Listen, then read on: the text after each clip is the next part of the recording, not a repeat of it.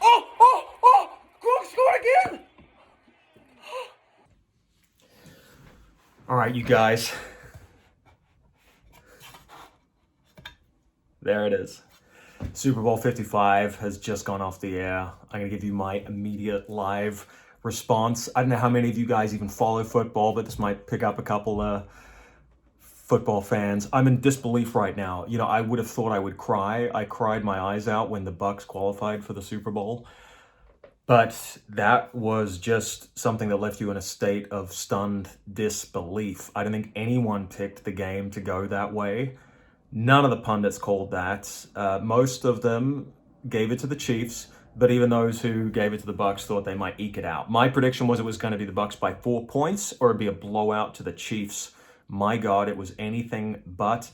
There isn't much to analyze, except to say that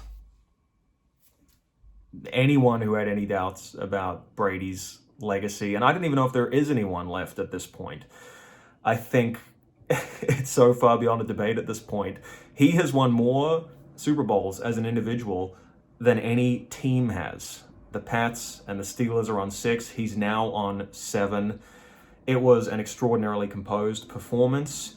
It was a team effort. The defense really stood up. They had some crucial picks. They pressured Mahomes in a way that you just haven't seen all year, sending him deep into the pocket, like 15, 20 yards at times.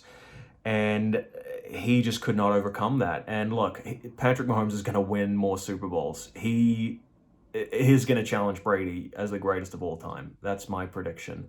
But this was not his night. And, he'll be back. The Chiefs will be back for sure. Looked like Mahomes was hurt. And he was just under so much pressure that there wasn't much magic that he could pull out of his hat.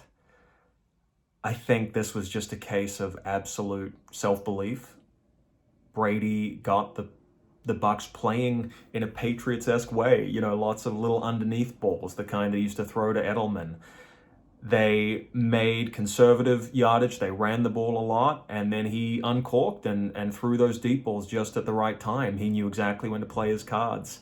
And it was just a clinical performance, which is something you've not been able to say about the Tampa Bay Bucks, really, for many, many years. And look, people are going to say, hey, let's make it a Brady versus Belichick thing. I don't buy into that. You should not buy into that hype. Belichick is a great coach. His record stands for itself. Sure, the Patriots had a poor season, but there are too many other variables. So put aside the Belichick-Brady argument, which is a silly argument because Belichick's a great coach.